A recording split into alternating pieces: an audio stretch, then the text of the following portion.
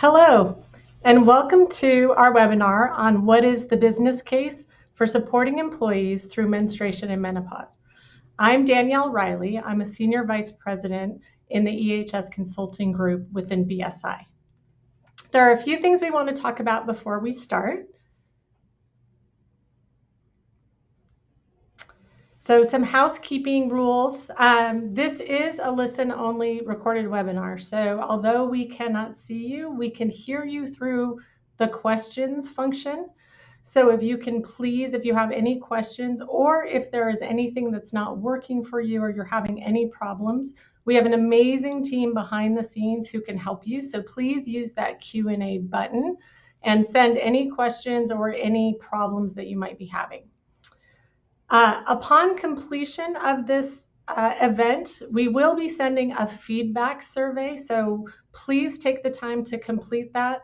Once completed, we will send you a recording, so if you don't have an opportunity to take all the notes or you're trying to do snippets of the webinar, don't worry, you will get a copy of this. This is also part of professional development, so you are getting credit if you need the CPD points. We will provide a certificate once feedback has been completed.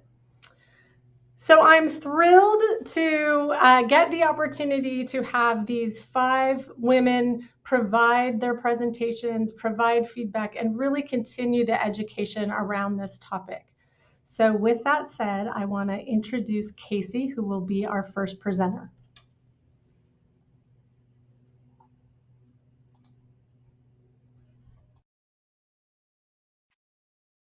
Excellent. Hi, everybody. It is so nice to be here with you all.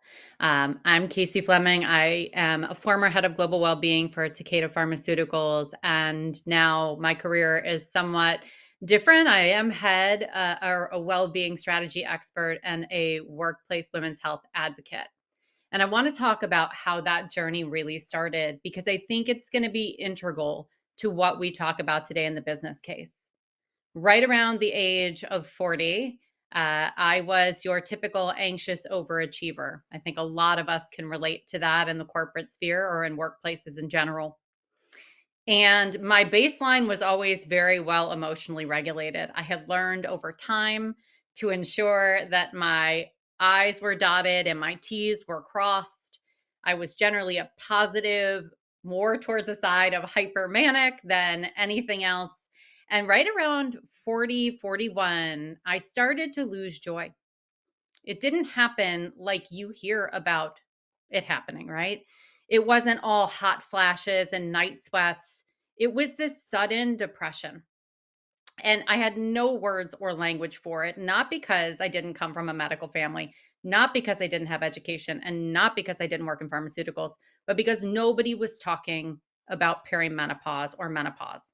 I call this perimenopause blindness. And in a way, it's what I had. I had a whole host of symptoms, from frozen shoulder to aching toes to a hand that couldn't open jars anymore. And I thought I was broken. I thought I would never be able to succeed in my role as head of global well-being anymore. I felt irritable, I felt frustrated, and I called my doctor. Now, my experience is very different from most people that call a doctor with these symptoms. My doctor said to me, "You don't need to be institutionalized, Casey. You're going through perimenopause." My response was, "Peri who? I'm 42. Like, that doesn't happen at this age." And he quickly educated me about how wrong I was. And so I want to take time today to talk about the business case, but I wanted to start there with what this experience feels like for employees that you work with, employees that you lead, and employees within your organization. Next slide, please.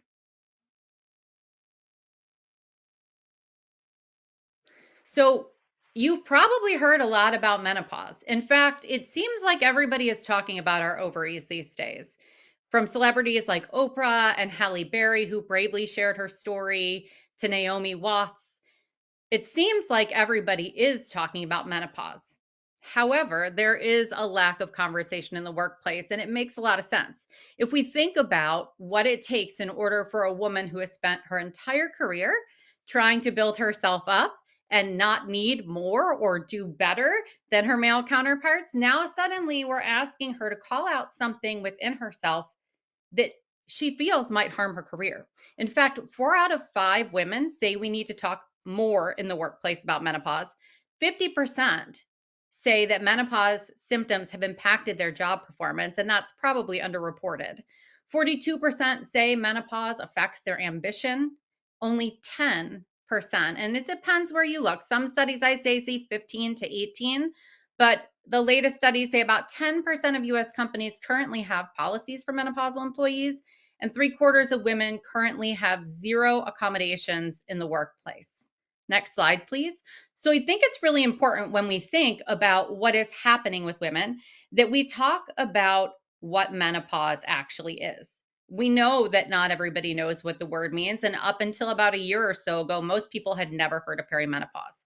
So if we look at the total impact of menopause across the span of a career, we're looking at a 15 to 25-year window. That's because perimenopause often starts 7 to 10 years before a woman goes into menopause. So we're looking at a third or a half of a career, and usually the most productive third or half of career with the highest earning and career advancement. That's why it's so important that we have these discussions. Once we get through perimenopause to menopause, that is the one day after 365 days with no menses. And the rest of life is still menopause or postmenopause, as it's referred to. And symptoms, things like vasomotor symptoms or a different symptomatology related to hormone deregulation, can last another 7 to 10 years. So this is quite impactful on a human being. If we can go to the next slide, we'll talk about costs to your organization, because we know that a lot of companies' hearts are in the right place. And we know that that is not always the easiest thing to do when we're looking at the bottom line. So thinking about this from a cost perspective or a quantification perspective, we've got 51% of the workforce is women, according to the US Bureau. 75 million women in the United States go through menopause, are in the menopausal transition, and 6,000 transition into menopause daily. That's a huge number, right? And the number has shifted a little bit, but menopause expert providers in the US is right around 1,500, maybe slightly more now. So we're looking at very few hyper educated providers for a large population of women. And even more interesting is that in 2024, 75.8% of women in what we consider that menopausal timeframe, so 40 to 65, were participating in the US workforce. So this is impacting women, business, men, non-binary colleagues. It's affecting everybody. If we go to the next slide, we can look at how much this is costing your business.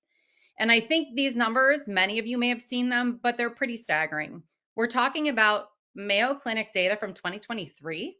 And what it shows is that $1.8 billion in lost productivity, and that is reduced presenteeism and some other productivity metrics, are related or tied to women in the menopausal transition. And when you add in employer healthcare costs, we're talking 26.6 billion.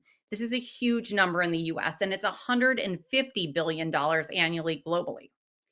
Also, when we think about annual healthcare costs for a menopausal woman, if you think about my story in the beginning, when I talked about how many symptoms I had that were different organ systems, different energy systems in my body, I spent a ton of money and a ton of time going to doctors to try and get answers before I got to the doctor that finally gave me the one that I needed.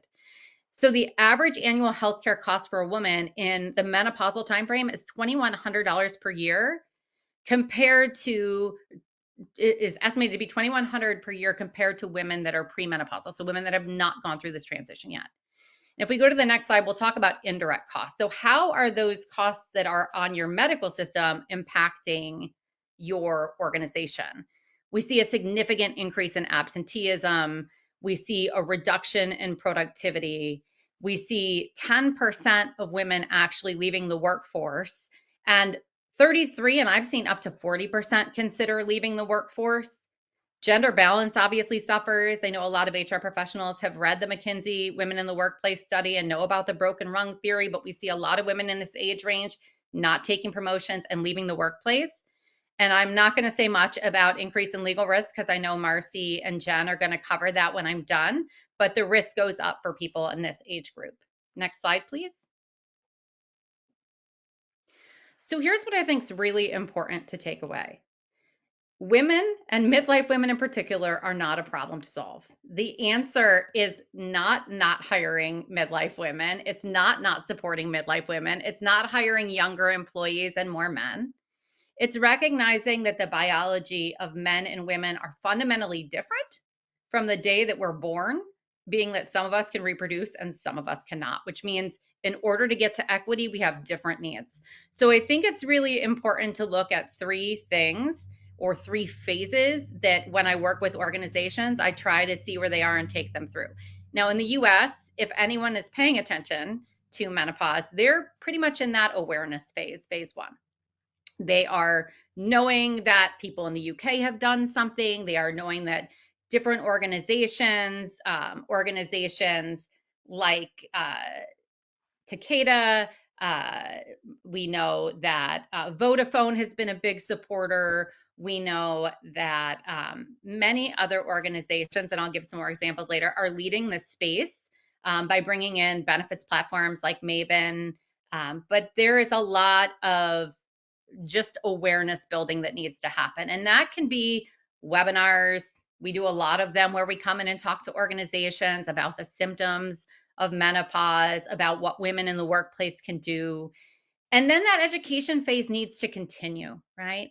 This is really when we're talking about getting some of these skills into the leadership realm, making sure that all of these conversations are going beyond surface level interventions, things like benefits, deeply embedded into the workflows, and then mastery. And so, being that we have a lot of organizations and very low well-being scores and employee engagement scores across the US, I think one of the biggest things that we can do to help midlife women is not focus on them as a problem, but focus on the fact that our organizations are not designed around compassionate leadership principles. They're not currently designed around human sustainability. And that before we have kind of this menopause situation, we have entire workforces with the lowest engagement scores in 11 years. And so compassionate leadership, skill building is something that will benefit every employee, especially midlife women, and it does it without calling out midlife women. So it is a way to toe that line between creating more stigma. And if we could go to the next slide. So last but not least, why would we do this, right? We've had this conversation. There is a cost involved. For every $1 spent on menopause support programs, companies can save $3 to $4 in healthcare costs. So we're not even talking about absenteeism, presenteeism. We'll get there in a second. But that healthcare number that we saw that was so significant, that $26.6 billion, there's a huge ROI advantage to basic education and support. We also have improved productivity. So Vodafone's a great example. They did a study. Unfortunately, a lot of this data is really anecdotal at this point. We don't have huge studies in populations on the impact of these programs, but companies with menopause support see a 15 to 20% reduction in absenteeism and increased presenteeism. And a lot of that just comes down to women knowing that they're in perimenopause, and the fear of all these symptoms being understood helps kind of allay some of that. And you see people going into work. It also is flexibility and some of these other options that companies can offer.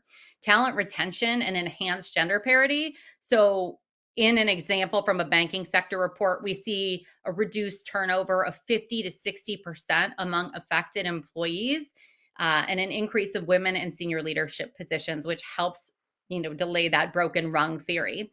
And then an increase in job satisfaction. So in a Channel 4 internal study, companies with menopause support reported a 25 to 30% increase in job satisfaction among women ages 45 to 55.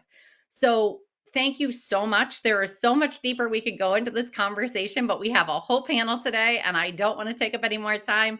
This is how you can contact me. You can always find me on LinkedIn. And without further ado, I would love to pass it over to Jennifer Weiss Wolf and Marcy Karen, who are going to take us through an analysis of policy and law in the USA. Wonderful. Thank you so much to BSI for inviting us to speak on this webinar, and to Casey for starting us off strongly with education about both biology and how it impacts work, right? The law does not actually require medically accurate menstrual or menopause education in most states, and there is no federal requirement to do so either. So thank you all for choosing to be educated about what is happening to the majority of bodies that are present in our workplaces and how you can support needs related to those bodies. By way of background, I am an employment and gender law professor at the University of the District of Columbia David A. Clark School of Law. My students and I hosted the first congressional briefing on menstrual equity back in 2017, and I have served with my students as legislative counsel for multiple federal and local campaigns to use law to improve the lives of women, girls, and others who menstruate or who are transitioning to menopause. In 2023, I also served as the Distinguished Fulbright Scholar at the University of Edinburgh to research what lessons American policy stakeholders and employers could learn from our colleagues across the pond. And having engaged in those conversations both in the UK and here in the US, I can confidently say that the BSI standard is important and it's making a difference. And I'm grateful that you brought the conversation across the pond where we had been slightly behind, but as I'm sure Jennifer will share and I'll explain, we've caught up. Also, just apologies, I have the flu, so I'm going to try not to resort to my New York fast talking roots, and I'm happy to answer any questions that come in if my cold infused perimenopausal brain is a bit foggy and less clear than normal. Um, but with all that said, today I'm going to focus quickly on what American law has to say about menstruation, perimenopause, menopause, and related conditions at work, including some existing protections for workers, as well as some potential costs and liabilities on employers who fail to comply with the law, which sometimes happens in this space unintentionally because not everyone realizes there are actually already legal obligations. And that confusion over whether and sometimes when or how the law applies can be costly and also is just bad business. Before I get too deep in the weeds, here's my big picture, right? Federal statutes offer workplace rights now, but they don't use the words menstruation or menopause. That said, there is an existing patchwork of statutes that offer some type of protection and sometimes multiple protections to certain workers and impose liability on employers who fail to provide those supports. Violating a law that, even if it doesn't use the word menstruation or menopause, can be costly. It can undercut morale, it can undercut leadership, impact business operations, and intentionally or not, will kick women and others with these bodily functions out of the workforce in ways that disproportionately impact marginalized communities. The fact that coverage is not holistic and may be unclear because of the words that Congress chose to use or failed to use, or who's in the White House influencing enforcement priorities, isn't the deciding factor about whether employers have to offer menstruation or menopause accommodations or anti-discrimination protections. There's also a number of state and local laws that fill in some of those gaps in the federal patchwork and will require employers, depending on where they're located or where their workers are situated, to go further in removing barriers related to menstruation. So what's the federal patchwork? It covers both menstruation and menopause-related accommodations, primarily related to safely addressing menstruation and having the scheduling flexibility and time to do so, as well as requiring workplaces that are free from indignities, such as discrimination and harassment because of menstruation and menopause. My scholarship goes into the details of the approximately dozen laws and few dozen cases that interpret them. But again, big picture, right? There are protections, but it's not always clear, and even courts are sometimes confused over where there is protection. But here's a sampling of what's required and why employers should pay attention to how law does and does not cover these issues. The newest law that offers some protection to some workers is the Pregnant Workers Fairness Act. It requires covered employers to provide accommodations for some menstruation-related conditions if they're deemed related to pregnancy or childbirth. If employers provide help for conditions that cause limitations that are similar to those caused by menstruation or menopause, the Pregnancy Discrimination Act or Title VII's more general prohibition on sex discrimination may actually require employers to provide the same kind of assistance for menstruation or menopause that is provided to other workers for other purposes. But the menstrual cycle covers more identity characteristics than just sex. Right? Along those lines, if a menstruation or menopause-related condition qualifies as a disability under the Americans with Disabilities Act, reasonable accommodations might be required under that law. And some menstruation-related conditions could be what are called serious health conditions that qualify for time-off protections under the Family Medical Leave Act or analogous state laws. Workers with painful menstrual cramps or severe vasomotor symptoms might be able to take paid time off under a state or local paid sick day law. And discrimination or harassment on the basis of menstruation or menopause can violate sex discrimination laws, as well as age or disability discrimination laws. Plus, basic access to a restroom should be covered by the Occupational Safety and Health Act. Each of these protections is important, but none by itself meets the full scope of workers' menstruation and menopause needs. And in addition to the statutes, last year, federal regulations and guidance used the words menstruation and menopause for the first time. It was a really big deal, but realistically, to the extent that was done in guidance, there's now some question for what part of that is going to be valid and there much longer. But those federal issuances of guidance don't change the statutory language that's being interpreted. Only Congress can do that. So those time and space accommodations and anti-discrimination protections that do exist, even if they don't use the words, are still in effect. Of course, having a law in the books is not enough. There has to be effective enforcement. And so while realistically strong federal enforcement is not likely right now, before I turn things over, I'll quickly point out that location matters. Right? States have long been filling in the gaps in these areas, whether it's enacting more protective paid sick leave or medical leave insurance that covers menstruation and menopause needs, or if it is actually offering specific protections based on industry or reason for menstruation and menopause. As federal protections are not likely to increase over the next couple of years and may actually slip backwards, those state protections, like the 2024 Washington state law that requires construction industry employers to provide a private accessible bathroom with a lock and free menstrual products and adequate time to access them, or the 2021 New York City guidance interpreting this Local Human Rights Act to clearly state that menstruation and menopause discrimination is a form of gender discrimination, those will become more important.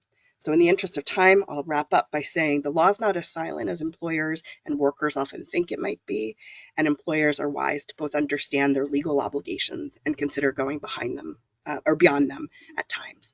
So with that, I'll turn things over to Jen, the fabulous Jennifer Weiswolf. Thank you, Marcy, and you're a trooper to be here and not feeling well, so I will pick up the ball from here so you can cough.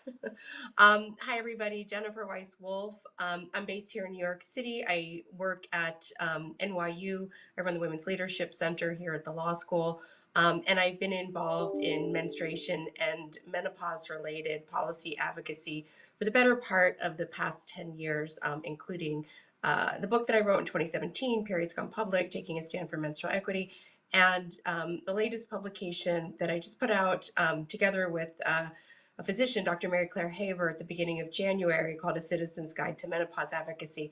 And I think Marcy and I make really good, bookends in this conversation, because while it is really important to think about how we reform the law here in the U.S. to be better protective and to advance the kinds of vision we have for this movement, there are real policy opportunities and real policy liabilities, I think, that we also have to address to create a more equitable experience when it comes to menstruation and menopause. And that's particularly true when we think about workplace benefits, workplace accommodations, and what it means to create, a workplace that values and advances women at all stages.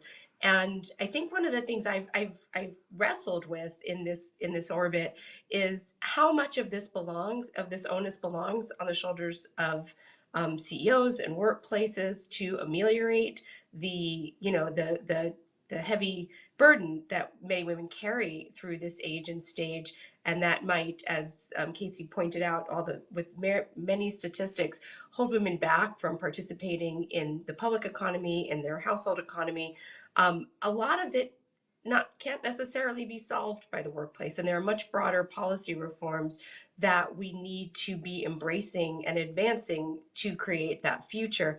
But that doesn't mean that the workplace and CEOs and the private sector are exempt from engaging. It means they too, in addition to creating equitable workplaces and thinking about the ways to do so, whether it's for fairness or for their bottom line, need to also throw their weight into the broader policy fight, because they are voices of influence, and voices that can help make a difference for citizen movements, and to push public leaders, whether it's state legislators, whether it's members of Congress, whether it's members of the administration, federal agency leaders, et cetera, because there's room for action on all of those parts. And that is really what the Citizens Guide to Menopause Advocacy spells out. It really gets to the root, not just what it means to make workplaces more open and comfortable for people, but why it is we're lacking the research, the treatments, the affordable, accessible, available treatments that would enable a better menopause experience in the first place. So I'm sticking to menopause right now, not menstruation. But I urge folks to take a look at that policy guide. It has 6 policy goals in it, starting with the need for our own federal government through the National Institutes of Health to correct the record on menopause hormone treatment, and the damage it's done that's kept the vast majority of people from even wanting to use it, or doctors from prescribing it. What it looks like and means to advance an equitable modern menopause agenda, including the direction of federal funds to that agenda. And I want to take a pause, at least on those 2 federal priorities, to say, of course, I don't live in a vacuum, and I know what the challenges are in this current administration.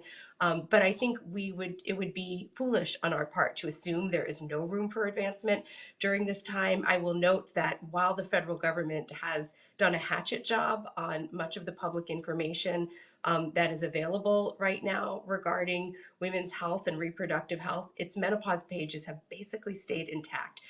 Either meaning it's under the radar, so I don't want to say it too loudly, or that it's still an open door. So I want to encourage us to not give up on federal advancement during this era, but to know that perhaps it might be the olive branch or low-hanging fruit that we could take advantage of.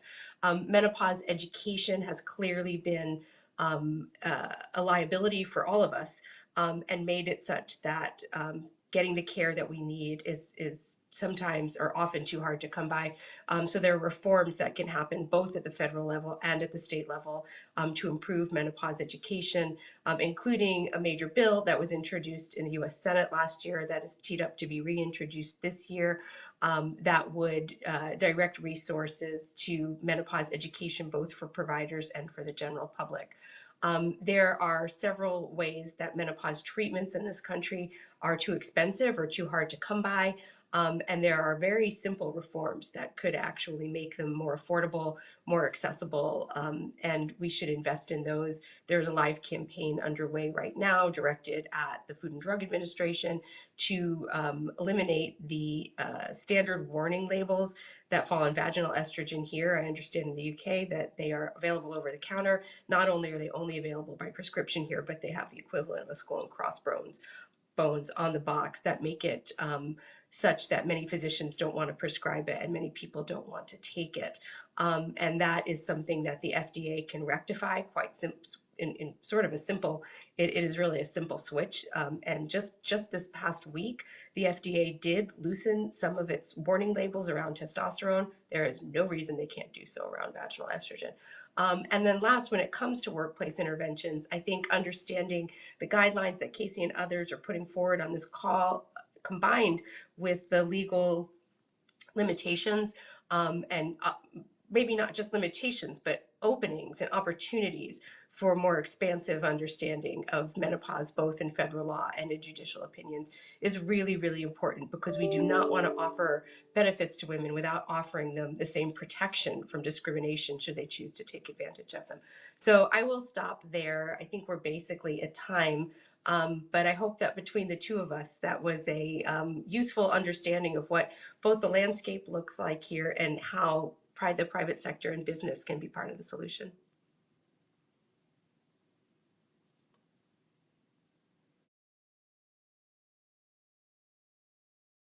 Thank you, Jennifer and Casey, for that exceptional overview there. So my name is Helen Tomlinson, and I've been invited to talk about, from a very practical level, what's been happening in the UK over the last few years around the topics of menstruation and menopause. And British Standards Institute and their standard have played a really fundamental part in that.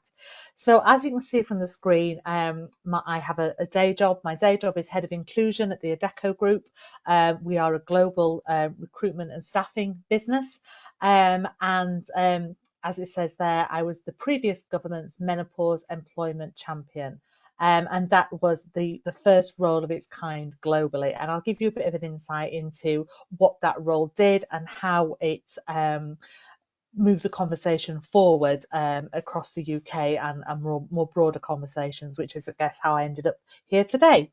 So the 3rd of March is a very important day to me. It's 3 years today since we had our first client roundtable event to talk about menopause at the Adecco Group. So roll back to 2021, and on World Menopause Day 2021, we launched our menopause policy in Adecco. And at that time, less than 10% of organisations had a menopause policy. Part of the reason that we did it was because I was probably at that time postmenopausal, and I felt comfortable talking about my lived experience. I got together with the VP of Adecco and the HR VP of Adecco, and we did a webinar for World Menopause Day in our business to talk about our experience of perimenopause and menopause, the impact it had had on our career. And what that did was it allowed other people right across our organisation to talk about it as well. So it opened up the conversation. Move forward then to International Women's Day 2022, and I decided to hold an event, a roundtable event, a virtual event for our clients across Adecco. So invited lots of clients, invited a leading figure in the UK political scene, Caroline Harris, who headed up the all political party group for menopause. I just reached out to her and I said, look, this is what we've done. Would you like to come and be our keynote speaker at this event? And she said yes. So I invited her, we launched the conversation. And at the end of that webinar, I said to our clients that were on it, if you'd like some help or some support launching your policy, give me a shout. So I literally spent the rest of 2022, in addition to my job, which was really nothing to do with that, helping our clients to launch their menopause policy. I also started lobbying government on behalf of Adecco to encourage other employers to have a menopause policy, and suggested that it should be a legal requirement for any organisation over 250 people to have a menopause policy. And I'll come back to that point shortly. And the reason I was doing that was because there isn't a business in the UK, there isn't a sector, and there isn't an industry that isn't impacted by menopause in the workplace, because, as Casey quite rightly said, 51% of the population will be impacted. Personally, the other 49% will be impacted by association, if you like. And women over 50 are the fastest growing demographic in the workplace. When I was perimenopausal, I felt like I probably just needed to kind of fade away, and my career had already reached its peak and my best years were done. I look back now and it makes me laugh that was the case, because I've probably achieved more, experienced more, and created more change since post-menopause than I ever did in the preceding 20, nearly 30 years in the industry. So I carried on doing that lobbying, and at the same time, the All Political Party Group for Menopause were pushing the Conservative government to have somebody in government devoted to menopause in the workplace. But I didn't know that. And when they reached out and asked me if I would undertake that role, it was a complete surprise to me. But I did take it on International Women's Day 2023. And I started working with, created a strategy, and I called the strategy No Time to Step Back, because I completely believe that it is no time to step back. And we've shown that with the right support in the workplace, the right benefits, the right attitude, the right processes in place, the right culture, it absolutely is no time to step back, step down, or step out of the workplace. And it creates an environment where women can go on to thrive and do their best work post-menopause. So I started off working with 5 different sectors that the government asked me to focus on, and these were sectors where it was really difficult to recruit, there was high turnover, and some of them were really challenging non-autonomous roles. So you didn't have the opportunity to work from home, work in a hybrid environment. They were very much, you had to be in your workplace, and that can have some really profound impact on menopause symptoms. So those sectors were hospitality, retail, manufacturing, care, and professional and technical services, which allowed me to sort of encompass a lot of organisations. But you can see from the types of sector that it was non-autonomous jobs where you've got no choice but to turn up and deliver your best work in person. After I launched the strategy, the aviation sector came to us, the rail sector, oil and gas industry, and education sector. So it started to grow and really evolve. But a lot of the practices and ideas and suggestions and strategies worked for all of those types of organisation, because it was very individual about the person. So things like reasonable adjustments, they have to relate to the person and the symptom that that person is experiencing. So we started to evolve that, and what I created was the 4 pillars of cultural change, and we talk about that a lot, because whilst policy is really important, guiding principles are really important, but if you don't change the culture of the organisation along the way, all they end up being are words on a piece of paper, or something that you go to as an absolute last resort if you're not getting what you need from your employer. So whilst we're going through this period, I'll come back to the 4 pillars of cultural change in a moment and the impact that they've had. The real gift for me was the British Standards Institute launching their standard, menstruation and menstrual health and menstrual health and menopause in the workplace. And that was a real gift, because it allowed us to open up the conversation and not just talk about menopause. And that's important because in doing that, it allowed us to involve all the generations in the workplace. When I started off talking about menopause, given the average age is 51, the average age of perimenopause is 41, my audience, for want of a better word, my clientele, whatever you want to call them, were about that age. But actually, there's a much broader conversation, because anytime post-puberty, you can actually go into perimenopause.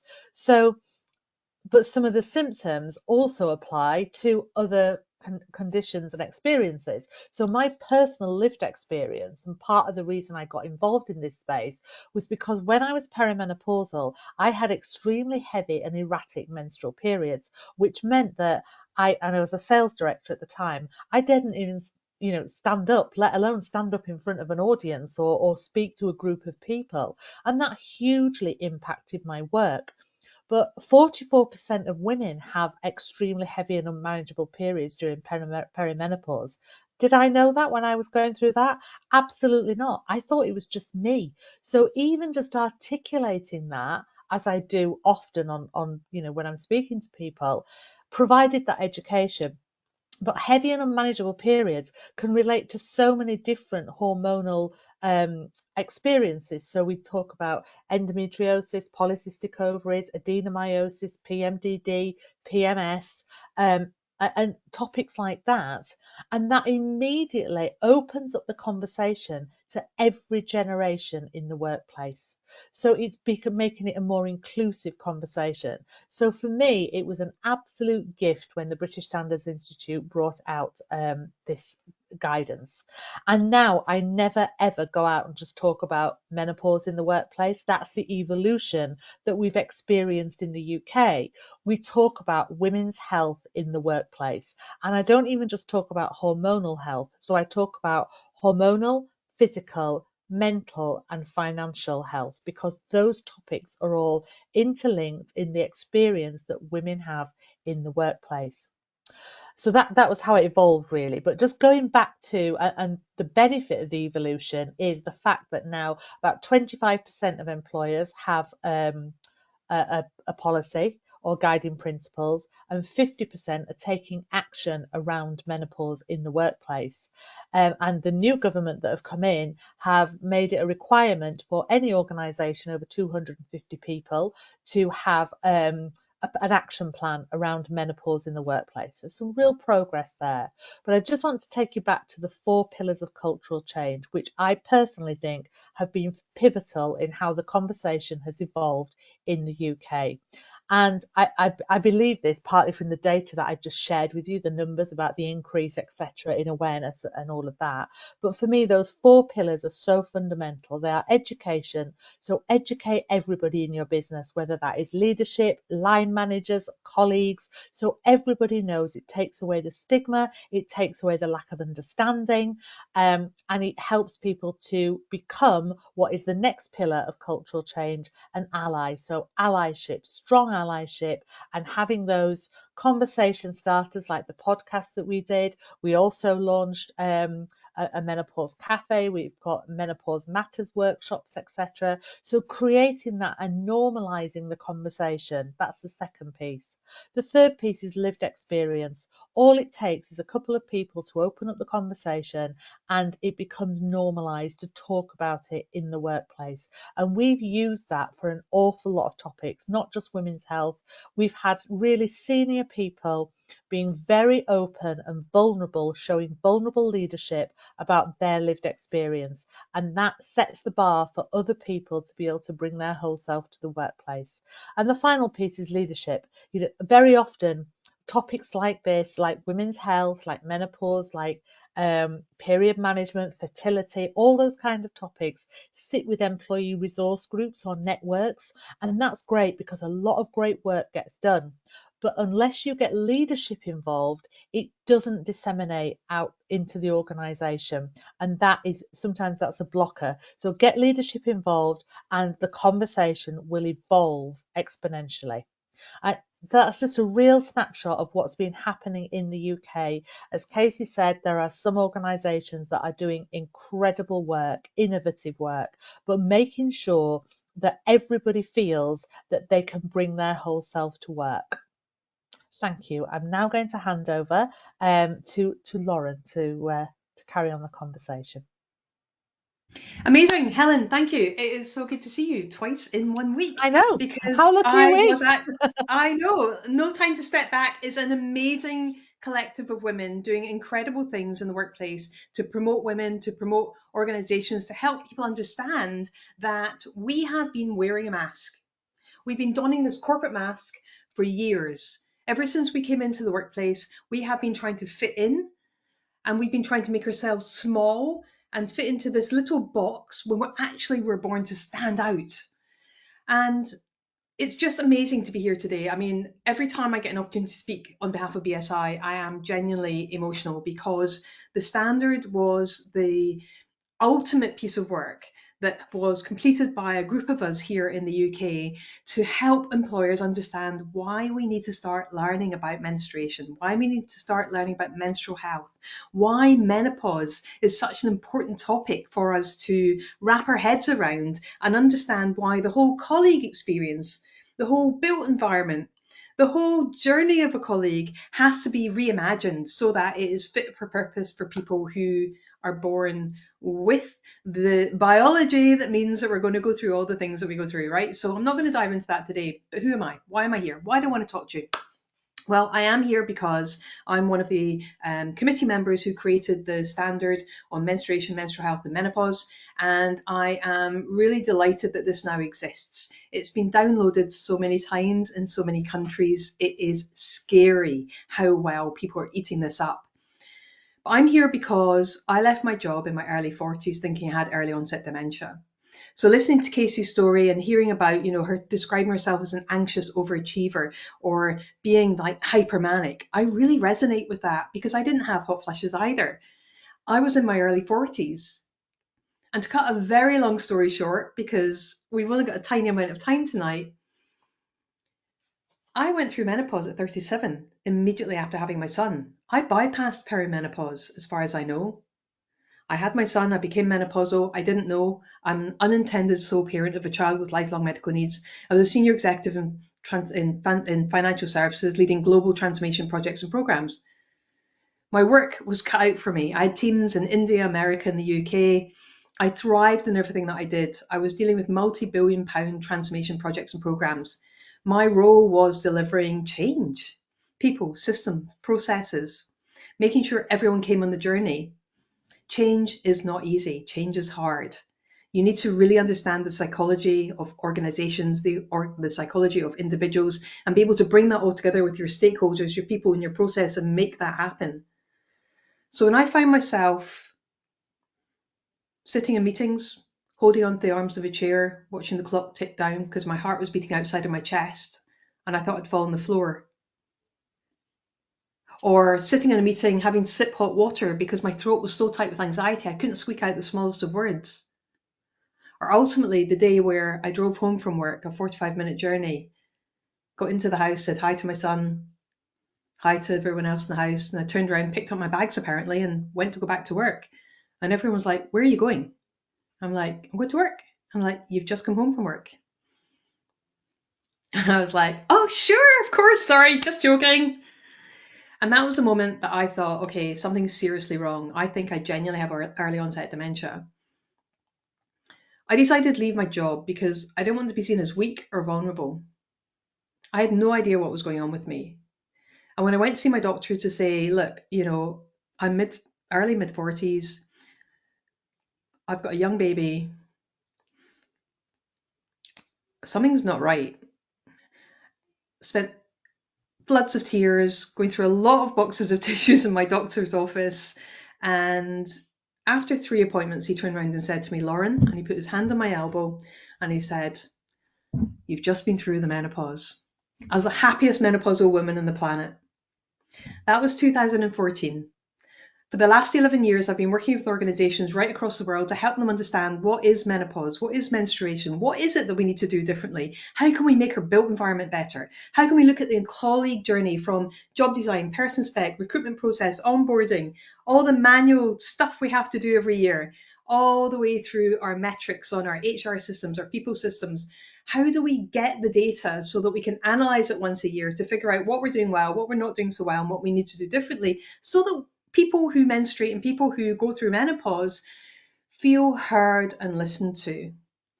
So what works well? Well, what works well is when we let our people talk to each other. When we demonstrate through policies, guidance, whatever is appropriate for your organization, that we have support mechanisms in place. One of the things that we've done as an organization, whilst we've been delivering these strategies, what we recognize is people by people. And what I mean by that is people want to be able to talk to someone, their manager who's properly trained, a champion who gets it, or maybe a menopause coach. So we set up an academy so that we can qualify people to become menopause champions, menopause mentors, menopause coaches. And either people will deliver that service to organizations, or organizations will have those people within their company, within their organization to be able to support someone going through menopause. We know from the statistics, and there's been some amazing studies done in Australia where we can see that people don't want time off if they can avoid it. If we need time off, that's fine. We're not saying we shouldn't have time off, but it's not necessarily that we want long absences or we want to have regular leave. We want to be able to get our menstrual health issues identified, and we want a way to move forward. We want to understand what's going on before we get to perimenopause, so that we know what's going on with our bodies and what we can do to support ourselves. If we can get employers to understand what they can do and employees to understand what they can do, and we get the two to marry and merge together, we've got a solution. So for every organization we've worked with, what we recognize is there is no vanilla, there is no off-the-shelf solution. It's about understanding an organization's culture, bringing the leadership along, making sure the messaging is coming down from the top, but listening to those at the entry level, the mid level of the organization, and understanding through asking and being really curious, what do people want? Because if you're working in a clock in, clock out manufacturing site, or you're a paramedic, it is going to be a very different scenario. So we have to be really conscious of, what is available to that organization, what are the different things that they can do to support their colleagues and their people as they're going through their journey, through their menstrual cycles, through obviously pregnancy and fertility issues, as well as menopause. So we want to look at the colleague journey, the built environment. We want to look at policies or guidance. I largely work with global organizations, and what lands in one region is going to be very different from what lands in another region. So policies don't always work, so we have to be clever and we need to look at guidance. We don't always have to standalone documents, right? I was in Barcelona speaking with the BSI a couple of years ago, and I remember asking the room, how many people have got a policy? Most of the hands went up. And then I asked, how many people know what's in the policy? Nobody's hand went up. So we want to have living, breathing methods that people can tap into, access, know exist, and actually implement as well. So we want to speak to our people and ask what they want. We want to think about what can we do with our existing learning and development, our existing diversity and inclusion, our existing onboarding, our existing mandatory training. Where can we weave menstruation and menstrual health into all of those things? How can we bring this alive? And as Helen said, how can we make sure we've got groups of people coming to talk to each other? You've had an amazing opportunity today, with Marcy, with Jennifer, talking about just how much work has been going on to bring menstruation and menopause into the fold, to bring period products into the fold. There's so much work that the people here have been doing today. I really encourage you to go and check them out and to learn about the work that they've been doing and how broad it is, because we're only scratching the surface. So my ask of you is, what one thing will you do differently as a result of being here today? Thank you very much. Lauren Churin, Women of a Certain Stage.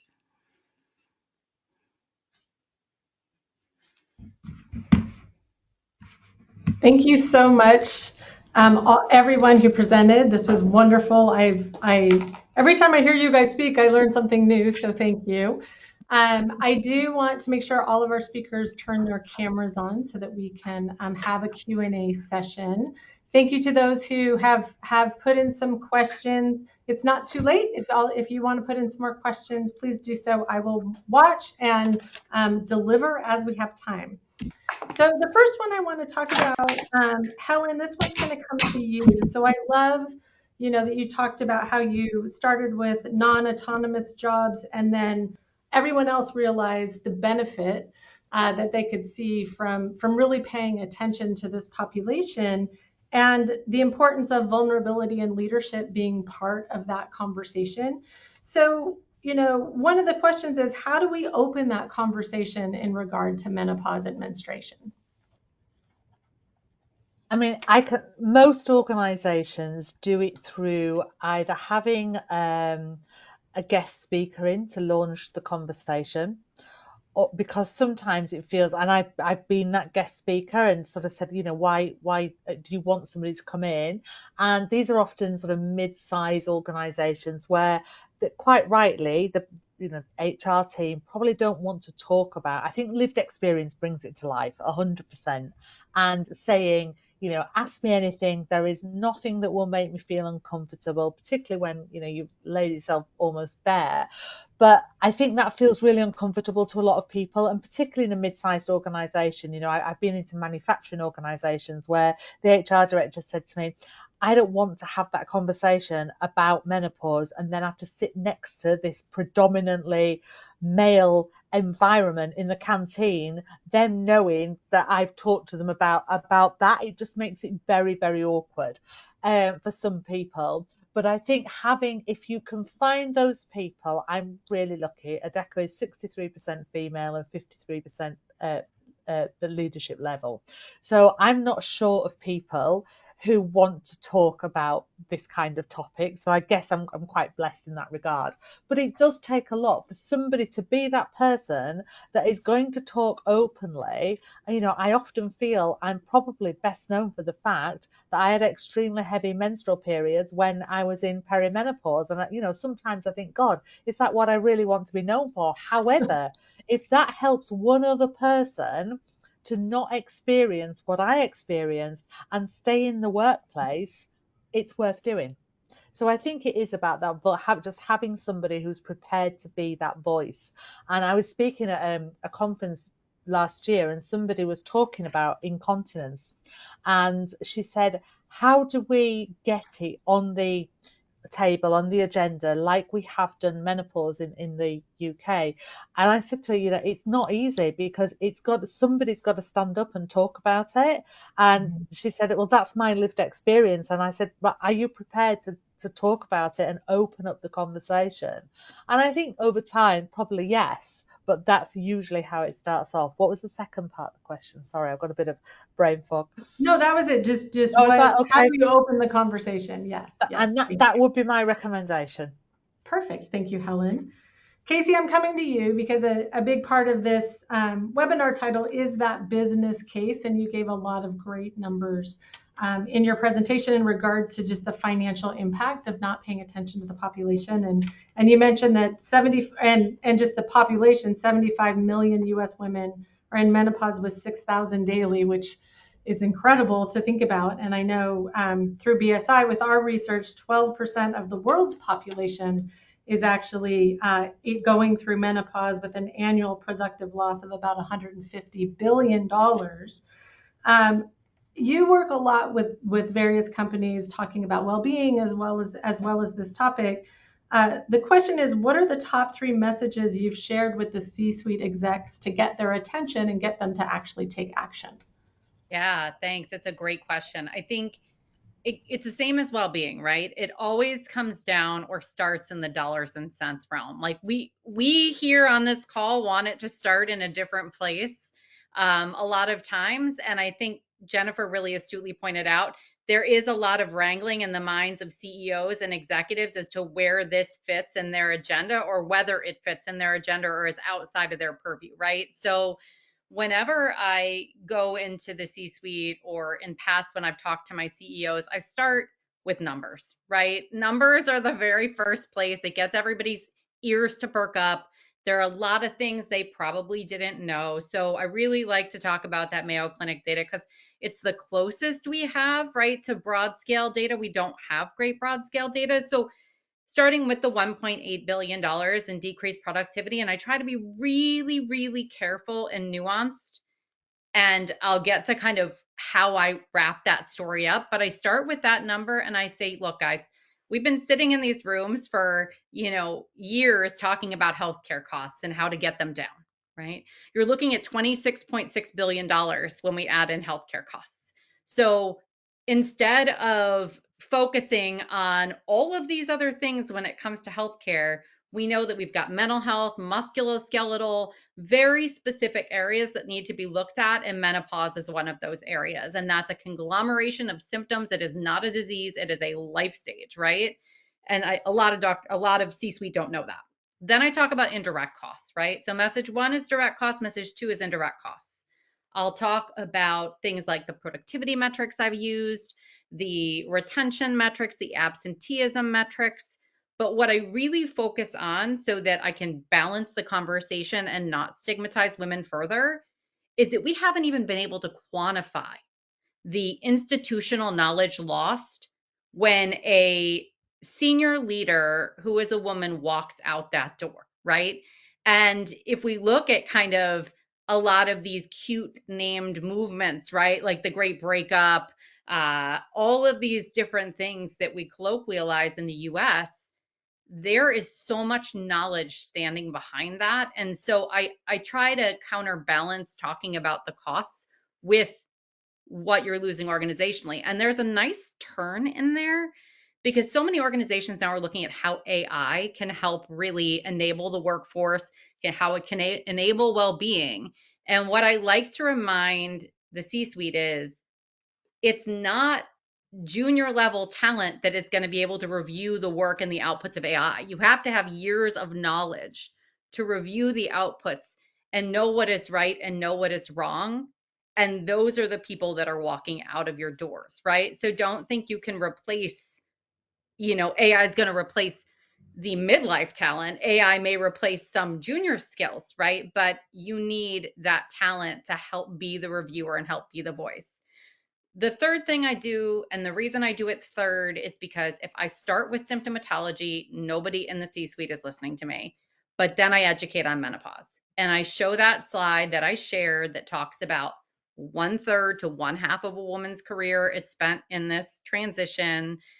I talk about all the symptoms, right? I think people think everything menopause related relates to like the uterus, the ovaries, and the vagina and the vulva, and nobody in the workplace wants to talk about those things. And I could argue that we should, but that's not the point. The point is that this is affecting the musculoskeletal symptoms or musculoskeletal system.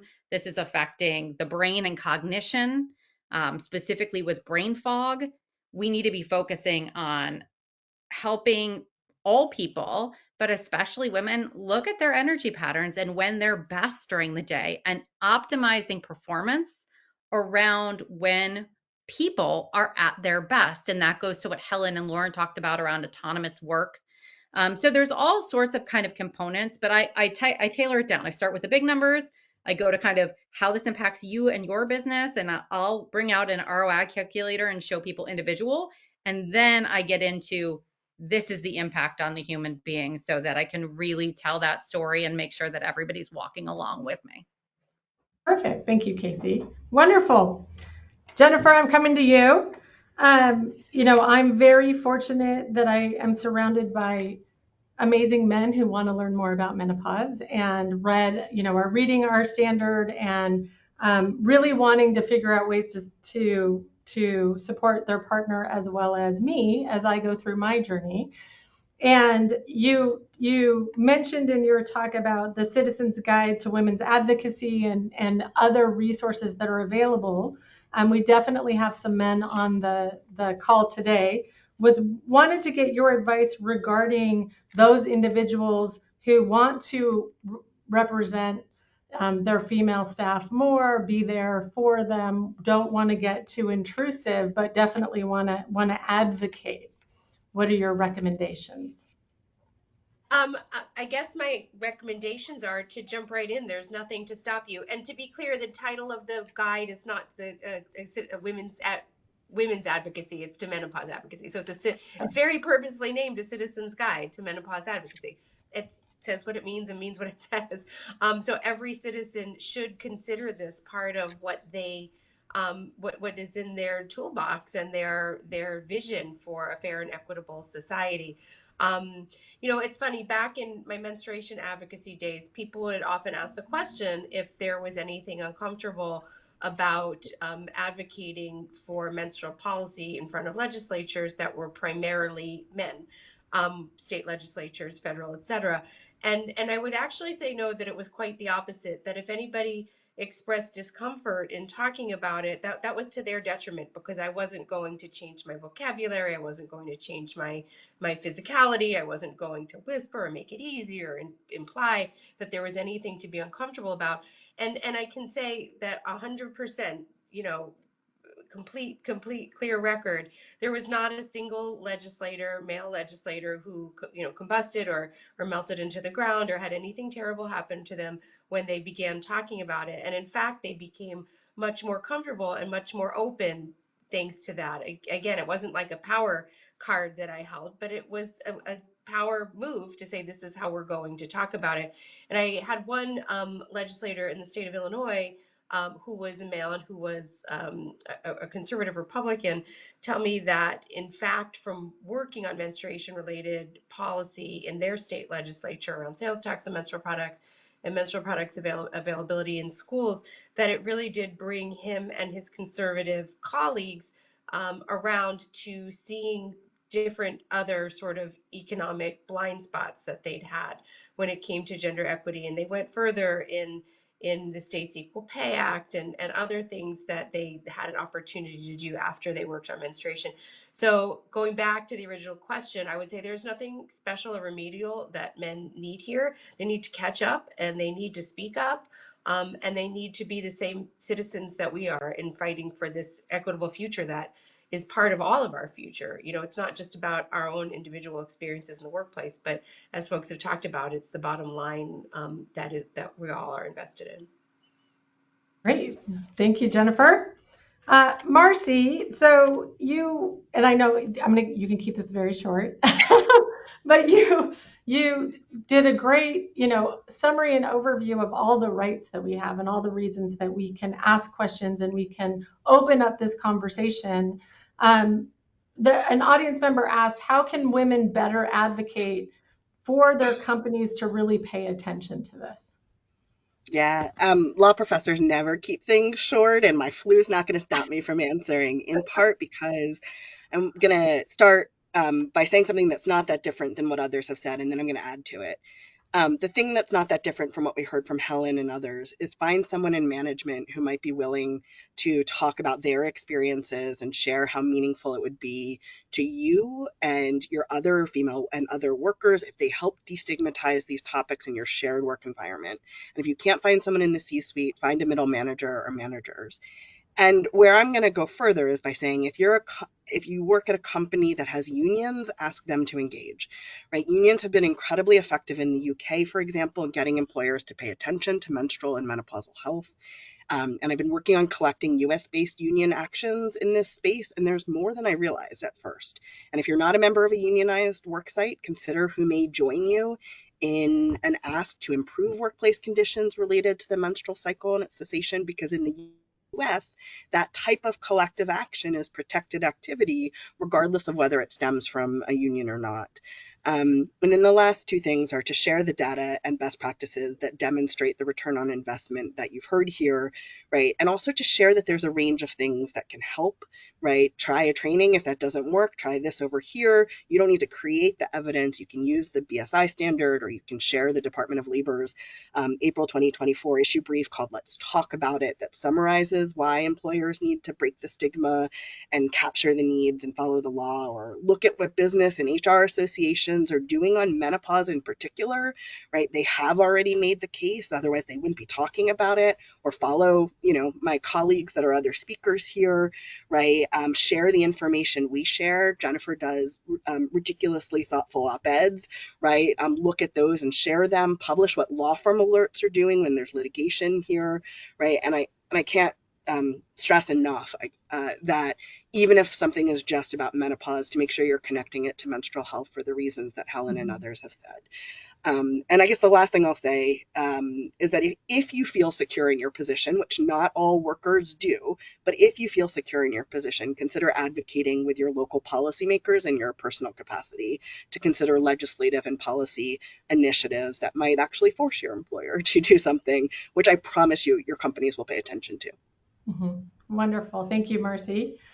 Lauren, there are two things that you said that I love, and as an environmental health and safety professional, I always tell our clients that their number one asset is their people. So I loved that you said we have to reimagine the worker experience and the colleague journey, and also people are people by people. So with that said, there's a question actually that came in from the EU that is asking what types of learning opportunities or seminars would you recommend people go to, or to encourage companies to get involved with, rather than waiting for the government to actually dictate or to regulate this topic? Oh, you're on mute. I'm So going to one do a really person had to do it. I had to be the one. It was actually my personal mic as opposed to the screen mic. Anyway, there we go. Um, I'm 18 years postmenopausal, so I should be the one that is on it, right? I should be the one that is not doing that thing. Anyway, so I'm going to say two very obvious answers is follow women of a certain stage because we do regular free sessions and we've taken 200,000 people through our Menopause the Basics course, which is free, and we do that regularly and we're about to make that on demand. Secondly, go to BSI website and look at the actual training that goes with the standard because it's free, right? You can download the standard, you can download the training that comes with it. It's animated. I thankfully had the opportunity, I was invited to contribute to both. They're both amazing. Like they're really super simple. They're accessible. They can be used at any time. So, whether you're looking at women of a certain stage, whether you're looking at BSI, I think you've got a really good starting point with both of them to be able to get yourself up and running, to understand why, to elaborate on Casey's, business case, to elaborate on how and what and why and when you engage with what's Helen's saying, to be aware of what Marcy and Jennifer have stated. When you put all of that together, both the BSI and I cover that really, really super simply. And I think when you take that information, it makes it easier for you to put that business case forward to your organization. And, Casey talked about the ROI calculator. There's also a calculator that we do looking at how many people are likely to leave your organization and exit and take all their knowledge with them, simply because of the numbers. So I get global HRDs calling me every year saying it's coming up to budget time. How much money should I put aside? Because I've got these demographics. What should I be modeling for people that are going to exit? And that's sad because that number for exits is huge. The number for training is tiny. And when we can get people to just, learn those numbers, do the basic training and put it all together, we're on a win-win-win. Win for the colleagues, win for the for the employer, and win for society. And that's what I'm on a mission to support. Perfect, thank you. Last question, and then we'll do a wrap up. So this is both for Helen and Lauren as our non-American members. So the question is, are the costs, lost productivity, et cetera, for companies very different in countries where companies don't pay healthcare costs? Wondering your views or experience with that. Go ahead, Lauren. Oh, Lauren. I don't mind either. So I work globally, right? So I'm back and forth to States like every other month at the moment, and I am all over the US, all over. I'm about to go and speak in Australia. When we actually take the company metrics, it's very difficult to get that analysis accurate at the moment. So I don't think we can say yes or no. What I would say is that countries where they're not standard paying for healthcare, they're losing in other ways. And for companies that are paying in healthcare, they're not maximizing the opportunity to use the healthcare to support their colleagues because it's not being well signposted or well understood. So, for example, I'll get an invite from an employee assistance program or a private healthcare company, and they'll say, "Could you go and speak for us at X conference? This is what I want you to talk about. This is what we cover," and it'll be about promoting their menopause information, whatever they're doing. And then I'm like, okay, so what do you provide? How are your people trained? And actually, when I dive deep into it, 99 times out of 100, they are not trained. They are not providing specialist support. And actually, they're not probably going to be helping the majority of people that come to them. And I won't speak for them, obviously. That's integrity is my number one value. But I think that if you're providing healthcare, the key is to understand what you're providing and understand what the providers actually do deliver and be able to signpost your people effectively. If you're not providing healthcare, you need to know how to educate your people because it's not just about employers doing the right thing. It's about people being knowledgeable. And we're both in a really dark place at the moment because this generation of people going through menopause has not been brought up understanding menopause. Employers have never really had to consider it before the last few years. So now employers have to get up to speed. Employees or colleagues have to learn what their role is in this, and we need to come together and create that perfect solution. So I don't think we have the answer. Helen, you with your role and your background, you might have closer to this, but I have done analysis on it And I think it's very 50-50. It depends on how well companies understand their employee benefits packages. I would agree, and that's why I hesitated, because I thought you probably know better than I did, Lauren. But I do agree that it's not enough to just have a package. If you haven't got a package, you need to do something that makes up for the fact that you haven't got a package. So yeah, very 50-50. But just ticking a box, it's a bit like having a policy. Just saying, well, we've got a policy is absolutely pointless. So a bit like having a benefits package that nobody knows about, nobody knows how to access. Again, utterly pointless. Perfect. All right. Well, thank you all for being part of this. I know we have one more slide with some resources. So again, these ladies are very busy people. This is a hot topic, so I really appreciate you taking the time to be here with us and all of you who attended. There are some great resources. So there is the free download of the standard that many of these women were part of, and BSI proudly helped facilitate and publish about 2 years ago, year and a half ago, for free. So that's available for you. There's the little book of menstruation, menstrual health, and menopause. There is a training course. We all, everyone kind of touched on the importance of training. There is an awareness training course, maybe if you need your manager, your leadership to become more aware. That's a great place to start.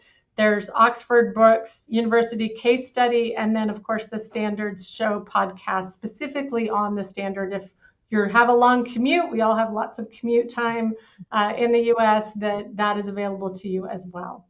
So thank you for joining, and please be sure to complete the feedback form. We definitely want to hear from you. Have a great rest of your day. Thank you.